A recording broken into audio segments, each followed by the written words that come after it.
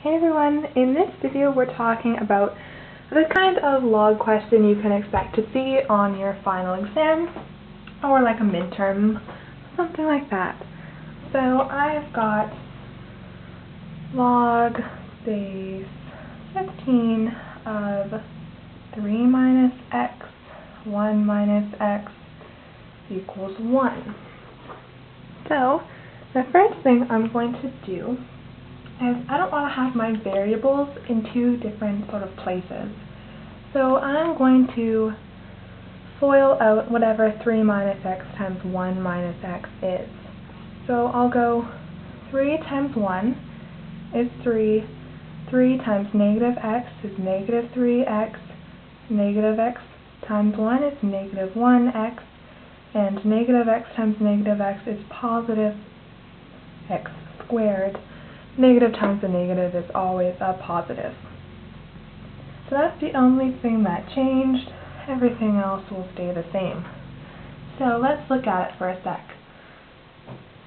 What do I want to do? Well, the first thing I think I'm going to do is combine both of my x to the power of 1 terms together. So negative 3x minus 1x, that would just be negative 4x. I'm just going to write that, negative 4x, so that looks a little better. So I think what I'll do is I'll get rid of the log. So I'll go 15 to the power of 1 equals this stuff, 3 minus 4x plus x squared. So just like any log, like if I had log base 5 of 25 equals 2, 5 to the power of 2 equals 25. Just like 15 to the power of 1 equals what was in these brackets. I hope you guys can see how that works. So I think what I'm going to do is I can see that this is going to be a quadratic because we have something squared, something to the power of 1, and then we have some numbers. So to solve a quadratic, the first thing you need to do is make sure that on one side of the equal side you have 0, and on the other side of the equal sign is everything else. So I'm going to move my 15 to the power of 1 to the other side. So 15 to the power of 1 is just 15, right? You can plug that into your calculator if you're not sure. So to get rid of it, I'll just subtract 15 from both sides, and I'll get 0 equals 3 minus 4x plus x squared minus 15. So I think I will combine my numbers together. Negative 15 and positive 3. Negative 15 plus 3 would just be negative 12. And everything else will stay the same. So I'm just going to change the order around a little bit. I'm just going to write down my x squared first, then my x term, and then my number last. And hopefully it's starting to look a bit like a quadratic that we can factor.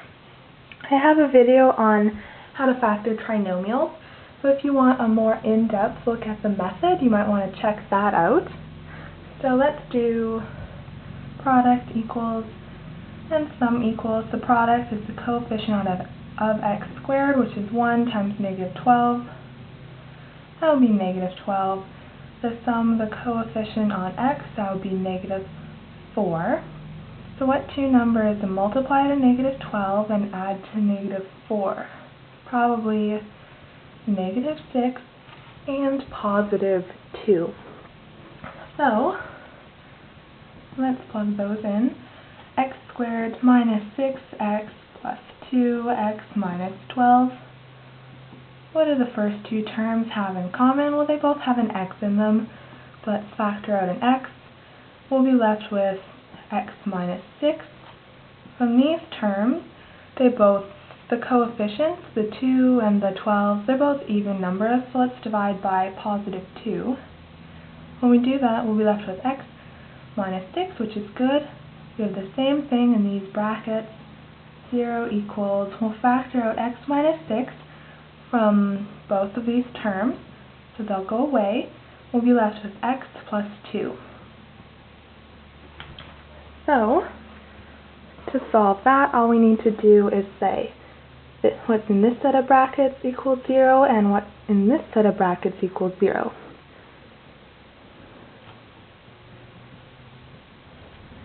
So to get x by itself, let's just add 6 to both sides. We'll get x equals 6. And to get x by itself, we'll have x minus 2.